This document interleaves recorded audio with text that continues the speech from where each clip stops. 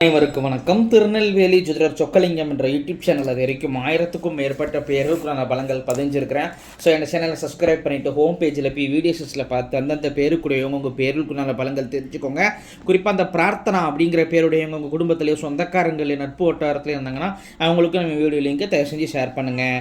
நிறைய நண்பர்கள் ஜோதிடத்தை மேல் பற்றுக்கொண்டு நிறைய இடங்களில் ஜோதிடம் படித்து ஒரு ஜாதகத்தை கையில் கொடுத்தா பலன் சொல்ல திணறக்கூடிய ஜோதிட நண்பர்களுக்கும் ஏற்கனவே தொழிலாக பார்த்துக்கிட்டு இருக்கிற ஜோதிட நண்பர்களுக்கும் இந்த ஜோதிட பரிகார புத்தகங்கள் மக்கள் மத்தியில் நீங்கள் தைரியமாகவும் துல்லியமாகவும் பலன் சொல்ல உதவும்.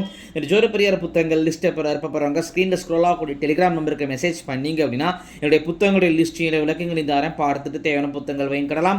அஸ்ட்ராலஜிக்கல் கன்சல்டேஷன், ஜாதகம் பார்க்க, ஜாதகம் எழுத, பிறந்த குழந்தைகளுக்கு அரச பேர் சூட்ட, திருமண பொருத்தம் துல்லியமாக பார்க்க, குலதெய்வம் அறியாதவங்க குலதெய்வம் அறிய, அஸ்ட்ரோ நியூமராலஜி, அஸ்ட்ரோ நேமாலஜி, ஜாதகமே இல்லாதவங்களுக்கு பலன் சொல்ல போன்ற அஸ்ட்ராலஜிக்கல் கன்சல்டேஷனுக்கு தாராளமாக நீங்கள் நினைக்கலாம். குறைந்த குருதட்சணையில் தரமான ஆலோசனைகள் வழங்கப்படும். நேரில் வரணுங்கிற அவசியம் கிடையாதுங்க, ஃபோன்லேயே பலன் சொல்லிடுவேன்.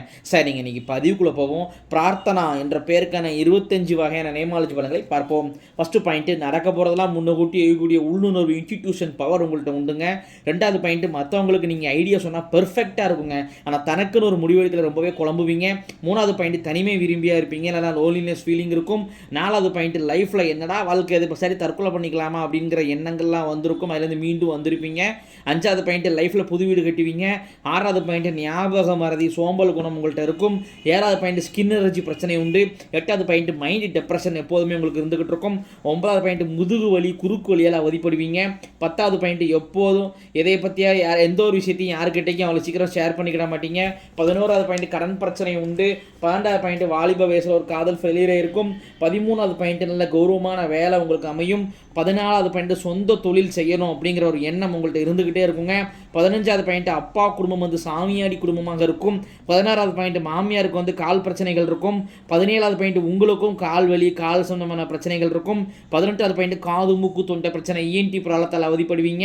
19வது பாயிண்ட், தனக்கு ஆதாயம் இல்லாத எந்த ஒரு விஷயத்தையும் ஈடுபட மாட்டீங்க. 20வது பாயிண்ட், சுதந்திர விரும்பியாக இருப்பீங்க, உங்கள் முடிவில் மற்றவங்க தலையிடுவதை விரும்ப மாட்டீங்க. 21வது பாயிண்ட், இடம் வீடு சொத்தால் லாபம் உண்டு.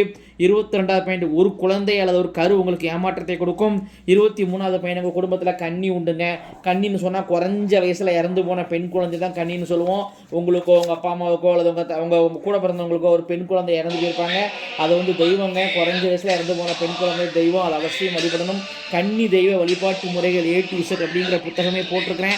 டெலிகிராம் ஆப்புக்கு தொடர்பு பண்ணிங்கன்னா அந்த புத்தகத்தை நிறைய அனுப்பிச்சிக்கிறேன், அதன்படி கன்னி தெய்வ வழிபாடு பண்ணிக்கோங்க. 24வது பாயிண்ட், உங்கள் குடும்பத்து மேலே செய்வனை இருக்குங்க, அது உங்கள் பேரை உணர்த்துதுங்க. இப்போ செய்வனைக்கு உண்டான சிம்டம்ஸ் வந்து கால் சம்பந்தமான பிரச்சனை, கால் வலி, கால் வளைச்சல், அடிக்கடி கால் அடிபடுறது, கொஞ்சம் நேரம் தரையில் உட்காந்தாலே கால் மரத்து போகிறது, நைட்டு சரியாக தூங்க மாட்டீங்க, லேட்டாக தூங்குவீங்க, தூக்க குறைபாடு பிரச்சனை இருக்கும். திறமைக்கேற்ற முன்னேற்றம் இருக்காது, எவ்வளோ வருமானம் இருந்தாலும் சேமிப்புங்கிறது இருக்காதுங்க. வாழ்க்கையில் இது வரைக்கும் எந்த ஒரு ஸ்திரீ பிடிப்பு இல்லாமல் ஒரு திருப்தி இல்லாமல் கிடைச்சதை மட்டும் ஏற்றுக்கூடக்கூடிய தன்மைகள் இருக்கும்.